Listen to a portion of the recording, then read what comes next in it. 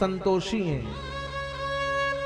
वो सकल जीव दरिद्र हैं जिसके हृदय पर संतोष नहीं है, उसे कमी लगेगी। हमें ये मिल जाए, वो मिला तो ऐसा हो जाए, वैसा हुआ तो वैसा हो जाए। जब तक जीव के हृदय पर संतोष की भावना नहीं जागृत है, तब तक वो धनपति अंबानी ही क्यों ना हो, वो भी दरिद्र है। वो सब दरिद्र हैं जिनके हृदय पर संतोष नहीं है। अरबों खरबों की संपत्ति हो जाए, क्या होगा उससे? होना चाहिए, बहुत बड़ी बात है, अच्छी बात है। धन तो सभी के पास होना चाहिए, जो इच्छा हो वो करें, लेकिन उतना स्टॉक करके मर के चले जाओगे, लाभ क्या मिला? इसलिए धन इतना कमाओ कि धर्म के काम पर भी किसी से मांगना ना पड़े। धन इतना कमाओ कि तीर्थ की यात्रा जाने पर भी पुत्र से याचना ना करना पड़े।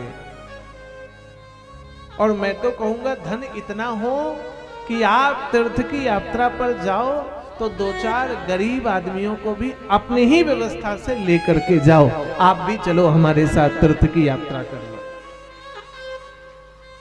इतना धन हो, कमाओ ना अरबों खरबों रुपए, कहीं कोई दिक्कत नहीं। एक बात ध्यान रखना बंधुओं, धन अधर्म का सूचक है।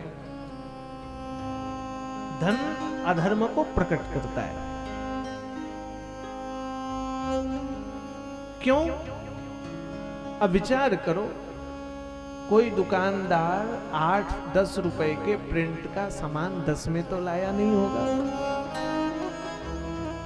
10 रुपए प्रिंट का सामान 9.5 में लाया होगा, 9 में बेचा, कितने में? 10 में। 1 रुपए का इनकम, वो 1-1 रुपए जोड़ करके दिन में 100, 200, 500, 1000, 5000, 10,000 जो भी आता हो, वो 1 रुपए किसके लिए कमाया? पत्नी के लिए, बच्चे के लिए, पिता पुत्र माता के लिए। भगवान कहते हैं ठग करके लिया गया धन, बिना बताए कमाया गया धन अधर्म का है। दुकानदार कह भी दे तो भी वो जितने में खरीदा उतने में नहीं देगा। लाभ कमाया पत्नी बच्चे परिवार जन के लिए, तो वो 1-1 रुपए का संचय अधर्म का धन हुआ। और अधर्म के धन से खरीदा गया अन्य भी अधर्म का अन्य हो गया। और अधर्म का अन्य खाने से मति और गति भी अधर्म की हो गई। इसलिए शास्त्र कहता है कमाए गए धन का दशांश दान करें। शास्त्र कहता है दान करने से धन की शुद्धता, और ब्राह्मण विप्र संतों को भोजन कराने से अन्न की पवित्रता हो जाती है। इसलिए निश्चित तौर पर घर पर संतों का आगमन हो, ब्राह्मणों का भोजन हो, गौ ग्रास निकले, उससे हमारा अन्न पवित्र होगा। और यथा सामर्थ्य जहां आवश्यकता हो वहां दान भी हो। दातव्य मिति यद दानम दियते नोपकारिणे देशे काले च पात्रे। देश काल स्थिति को देख करके आप दान भी करें। दान करने से धन की पवित्रता। दान कौन करे? तो पत्नी दान करे। पति अधर्म से लाया धन जब पत्नी के हाथ से दान कराता है तो धर्म भाग पर पत्नी बैठने के कारण वो धन धर्म के युक्त हो जाता है। इसलिए पति तिलक करे और पत्नी दान करे। बंधुओं, इसलिए हमने अनुभव किया है, पति घर पर है, पत्नी घर पर है, और महात्मा भिक्षा मांगने जाते हैं तो स्त्रियों से मांगते हैं। क्योंकि उनका हृदय दयालु होता है। पति 100 देगा तो पत्नी 500 दे सकती है। इसलिए आप भी दान करें तो पत्नी के हाथ से हो, पति के सहमति से पत्नी के हाथ से दान हो, जीवन पर संतोष हो। श्री सुदामा जी के जीवन पर संतोष है। जिस घर में भिक्षा मांगने जाते वहां दोबारा नहीं जाते। हम साधु तो ऐसे हैं जहां ज्यादा पैसा मिल गया वहीं बार बार मांगो। सुदामा जी ऐसे नहीं है बंधुओं। सुदामा जी का चरित्र देखो। आज यहां यदि प्रसाद मिला तो उसके पास नहीं कि ये मेरी दीनता को देखकर दे रहा है। मैं दीन नहीं, मैं हीन नहीं, क्योंकि मेरे साथ द्वारिकाधीश है। मैं दरिद्र थोड़ी ना हूं। भिक्षा मांगना मेरा धर्म है, इसलिए भिक्षा मांग रहा हूं। और जो भी प्राप्त होता वो द्वारिकाधीश को ही समर्पित करते सुदामा जी। मिला तो भी श्री द्वारिकाधीश, न मिला तो भी द्वारिकाधीश की कृपा। हम कहीं भिक्षा मांगने जाएं और न मिले तो हमारा मन दुखी होता है। लेकिन सुदामा जी को न मिले तो सुदामा जी कहते हैं आज द्वारिकाधीश भगवान मुझे व्रत कराना चाहते हैं। धन्य हो द्वारिकाधीश। कई दिनों से लगातार कुछ नहीं था।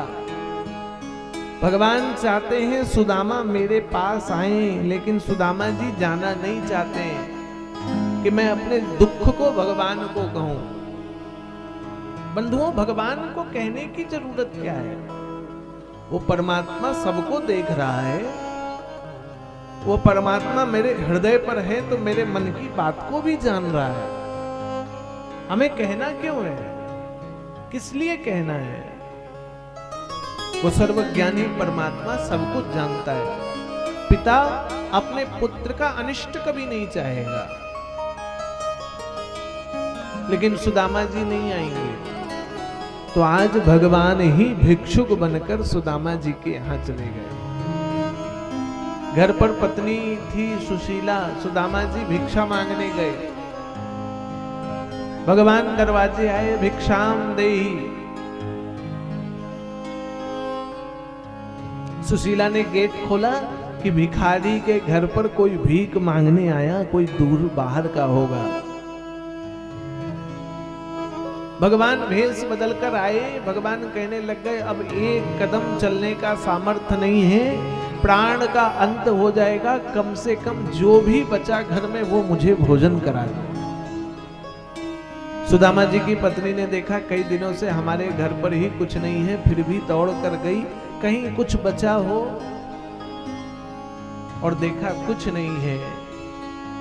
आज सुदामा जी की पत्नी विवाह लेने की करने के बाद से आज तक कभी दरिद्रता पर रोई नहीं, किंतु आज भिक्षुक दरवाजे भूखा जा रहा है। इस कारण से सुदामा जी की पत्नी भी दुखी है। आज उन्हें ऐसा एहसास हुआ कि हम दरिद्र हैं। बंधुओं, हम लोग तो भगवान से ऐसी याचना करते हैं, ठाकुर इतना दीजिए जामे कुटुंब समाए। जो याचक बन करके आया है, जो याचना करके आपके दरवाजे आया है, वो आपके पास अपेक्षाओं को लेकर पहुंचा है।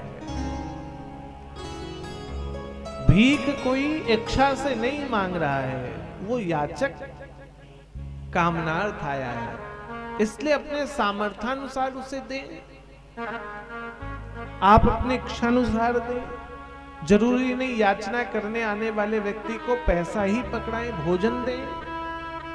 उसे लग रहा है कि आप उसकी आवश्यकता जो है वो दें।